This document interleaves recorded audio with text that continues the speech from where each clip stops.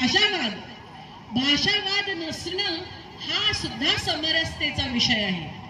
आपण संस्कृतीच्या बाबतीत बघा, हिंदू धर्म इतका छान आहे की आपण एकमेकांचे सण इतके छान अडॉप्ट करतोय, कारण का आपल्याला सेलिब्रेट करण्याचं एक कारण हवं असतं, बरोबर आहे.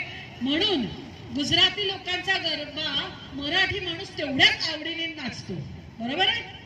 आणि मराठी लोकांचा सार्वजनिक गणेशोत्सव बाकी सगळे अहिंदू माणसं तितक्याच आनंदाने आणि उत्साहाने साजरा करतात. किती समरसता आहे याच्यामध्ये, आहे की नाही, बरोबर आहे. आपण शेजारी एक मराठी आणि एक अमराठी माणूस जेव्हा आजूबाजूला असतो, आपण एकमेकांनी बनवलेले खाद्यपदार्थ एकमेकांना देतो ना, त्याच्यात आपल्यामध्ये कुठे दुरी असते का? आपल्यामध्ये कधी दुजाभाव असतो का? नसतो ना. मग जेव्हा आपले राजकीय विचार येतात किंवा काहीतरी असं स्टंट करायचं होतं, तेव्हा मराठी आणि अमराठी हा विषय कुठून येतो? हा नाही यायला पाहिजे. हे मी मराठी माणसांना म्हणते, पण मी अमराठी माणसांना पण हे म्हणेन, एक तर नवीन पिढीला म्हणेन. मुळात आपण अनेक भाषा शिकणं हे केव्हाही चांगलंच. जेव्हा आपण जास्त भाषा शिकतो ना, आपलं माइंड खरंच खूप शार्प होतं. त्यातूनच आपण ज्या राज्यात राहतो, ज्याची शासकीय भाषा आहे ती आपल्याला आली तर आपल्यासाठी स्वतःसाठी बऱ्याच गोष्टी खूप सोप्या होतात. आणि जेव्हा आपण ज्या लोकांमध्ये राहतो त्यांची भाषा जेव्हा आपण बोलतो ना, त्यांना आपण आपलेसे वाटतो. म्हणजे जेव्हा अमराठी माणूस मराठी बोलतो ना, आपल्याला खूप आनंद होतो का बघा, हा वाटत नाही हा गुजराती आहे किंवा वाटत नाही हा मारवाडी आहे, किती छान मराठी बोलतो. मी स्वतः जेव्हा गुजराती बोलते ना, त्या गुजराती लोकांना खूप मजा येते, कारण ती माझी ब्रोकन गुजराती असते ना, तुटी फुटी, ते त्यांना ऐकायला मजा वाटते. यातून काही साध्य होत नाही, आपण काही गमवतही नाही, पण कदाचित आपण लोकांचा विश्वास कमावतो. आणि ही सुद्धा एक समरसता आहे, आणि मला वाटतं ही समरसता आपण सगळे पाळू शकतो. स्वदेशीचा वापर, स्वभाषेचा वापर, आता make in India, make forward किंवा वोकल फॉर लोकल, ह्या गोष्टी आहेतच, ह्या आपण करायच्याच आहेत.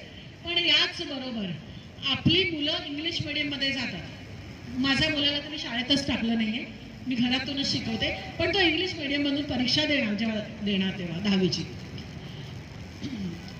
तर त्याला एक माझा नियम आहे, कारण तो इंग्रजी, मराठी, हिंदी, संस्कृत आणि गुजराती 5ही भाषा बोलतो. पण त्याच्यासाठी एक नियम आहे, जेव्हा तो मराठी बोलणार तेव्हा त्याला फक्त मराठीतूनच बोलायचंय.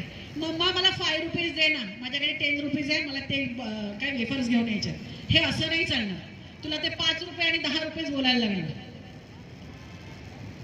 हे खूप छोटी गोष्ट आहे. मुलांची जी क्षमता असते ना, आकलन क्षमता इतकी प्रचंड असते ना.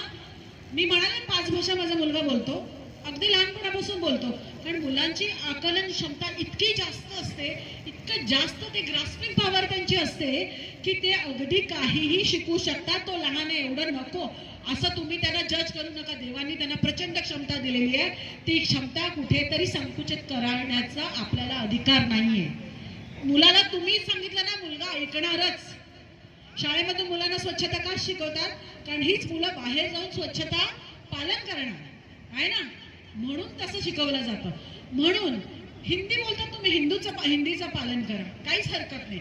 उर्दू शिकवा तुमच्या मुलांना, आणि ते शिकवायलाच पाहिजे. कारण का आपण काय करतो, काय बोलतो त्यांना सगळं कळतं. ते काय लिहितात आणि काय करतात आपल्याला काहीच माहित नाही. त्याच्या नमाजमध्ये काय बोललं जातं माहितीये का आपल्याला? कधी कळणारच नाही. अर्थात ते उर्दू नसतं, अरबी असतं. मी एक उदाहरणादाखल बोलले. तर म्हणून हा स्वबोध असायला पाहिजे.